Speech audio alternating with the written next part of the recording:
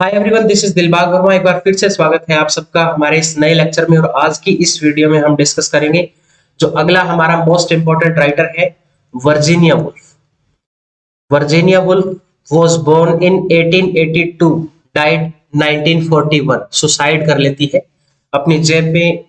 ये जो राइटर है वर्जीनिया वुल्फ, ये अपनी लाइफ में बहुत ज्यादा डिप्रेस्ड रही हैं और लास्ट में ये सुसाइड कर लेती है। अपने जेब में पत्थर भर लेती है और पत्थर भर के और वो पानी में छलांग लगा देती है। इस तरह से इनकी डूबने से डेथ हो जाती है वर्जीनिया वुल्फ की। इनके हस्बैंड का नेम है Leonard. Leonard Woolf, founder of Hogarth Press. इनकी प्रेस है होगार्थ प्रेस। और ब्लूम्सबेरी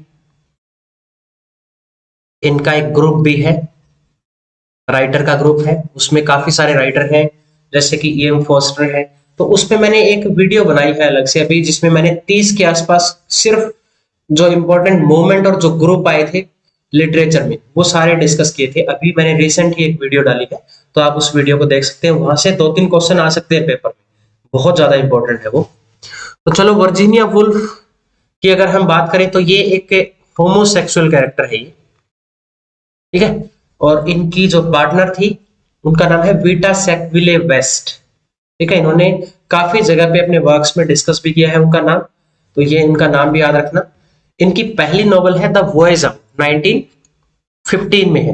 देखो, ये जो राइटर है वर्जीनिया वुल्फ, इनके क्वेश्चन क्रोनोलॉजी में भी आ सकते हैं, तो इनके वर्क की डेट बहुत ज्यादा इंपॉर्टेंट है, तो डेट भी आप याद कर लेना इनकी। ये पहली नॉवल है इनकी 1915 में। उसके बाद है जैकॉब्स रूम 1925। पढ़नी है जो आपको वो मिसिस डेलोवे है 1925। जैकब रूम 1922 में है और मिसिस डेलोवे 1925 में। ये एग्जांपल है स्ट्रीम ऑफ कॉन्शियसनेस का।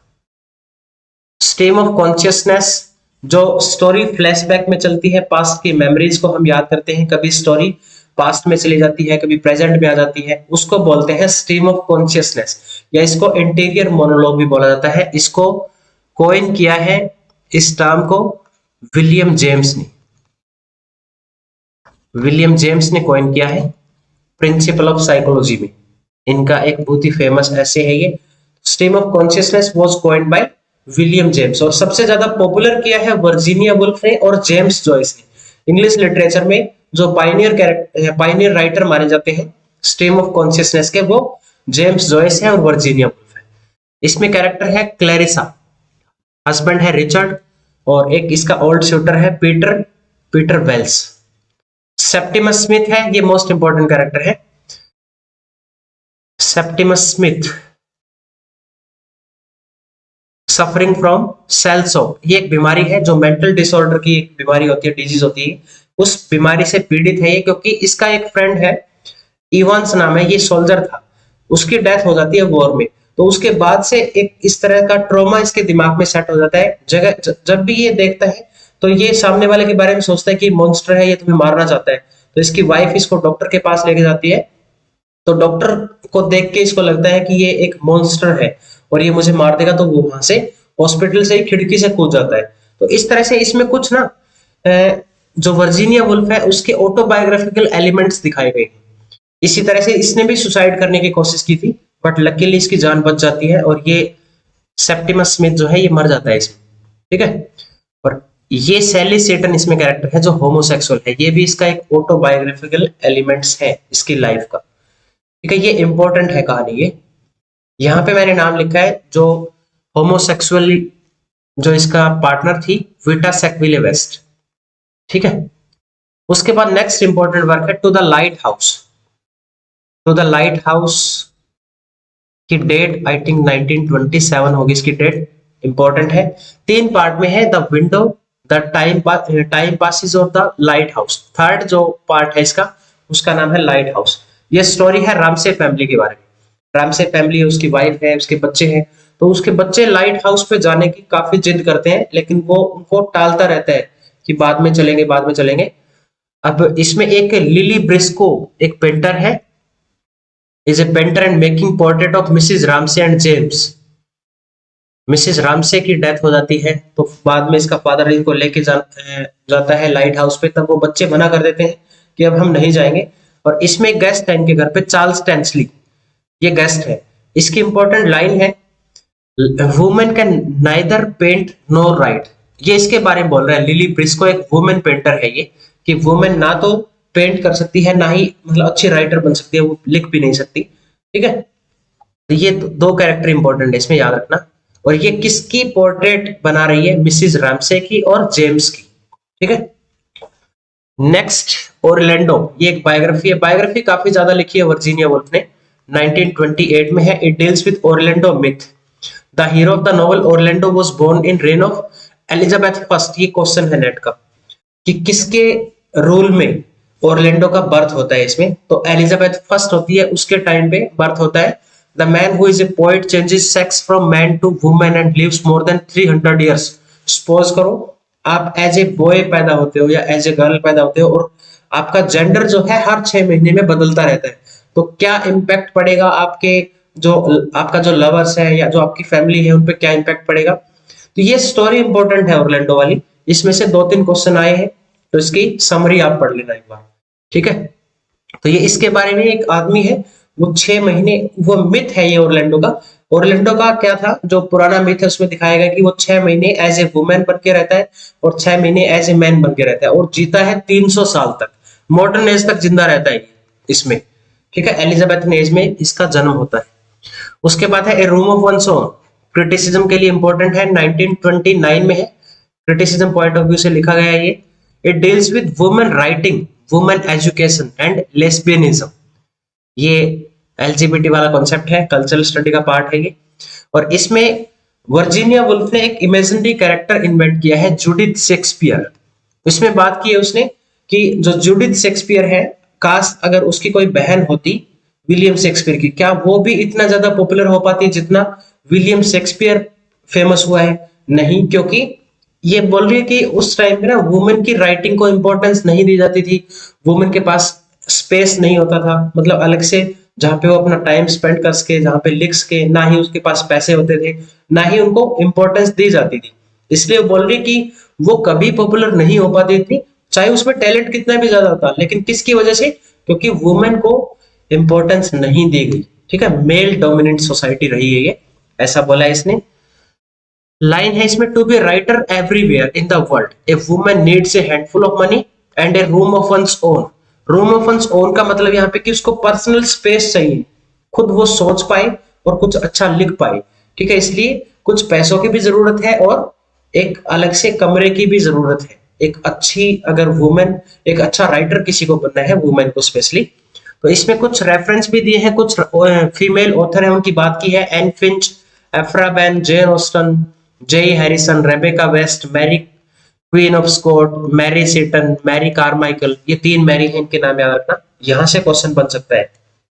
कौन सी जो है नहीं है, 4, ये Mary Queen of Scot, Mary Seton, Mary Carmichael, या फिर एक मैरी और भी डाल सकते हैं कोई भी वो, तो इस तरह से एलिमिनेट करने वाला क्वेश्चन यहां से बन सकता है।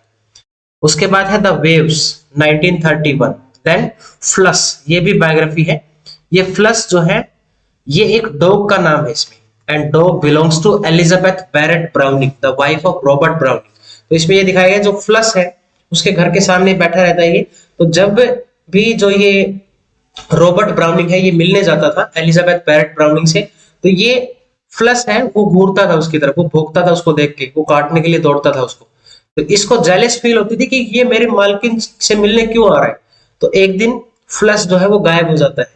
गायब होने के बाद फिर ये ढूंढ के लाता है रॉबर्ट ब्राउनिंग उसको, और इनकी दोनों की अच्छी दोस्ती हो जाती है। फिर ये फ्लस उसको अलाउ कर देता है घर पे आने के लिए। ठीक है, ये इस तरह की बायोग्राफी दी है, दिखाई है इसने। इसमें लिखा है फ्लस के बारे में। देन है a haunted house and the other stories, सिर्फ टाइटल याद करना है। ठीक है, उसके बाद नेक्स्ट हमारे राइटर है Philip Larkin. Pen name use किया है ब्रेनेट कोलमैन। फिलिप लार्किन की पोएम काफी ज्यादा इंपॉर्टेंट है। यहां से एक बार तो मिस्टर ब्लिनियन की जो पोएम है उससे 5 के 5 क्वेश्चन स्टैंजा के आए थे।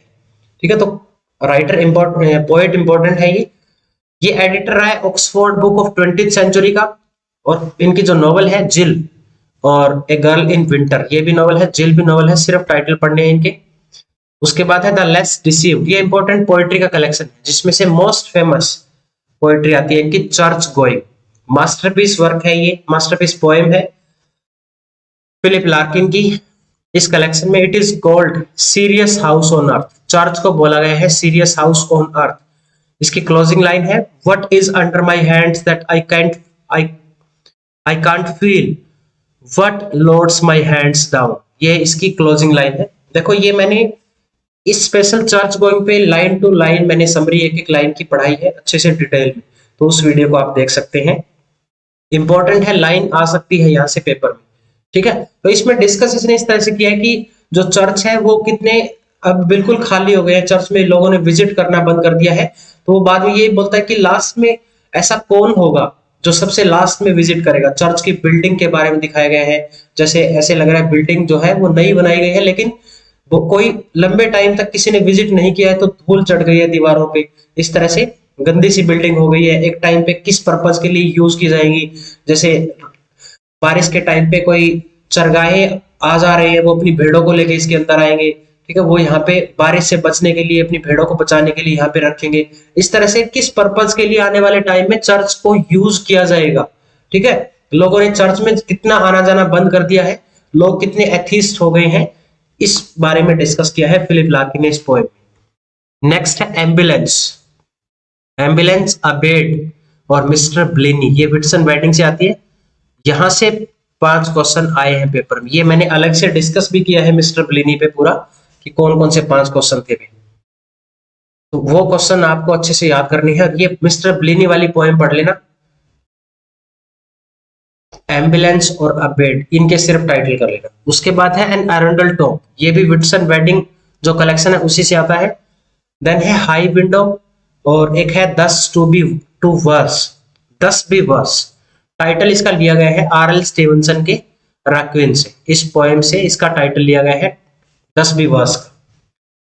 फिर है उसके बाद विटसन वेडिंग जो 32 पोएम्स का कलेक्शन है, इसमें से ऊपर कुछ पोएम आ चुकी है जैसे कि ओरेंडल टॉम है और मिस्टर ब्लिनी है, ये विटसन वेडिंग से आती है ये।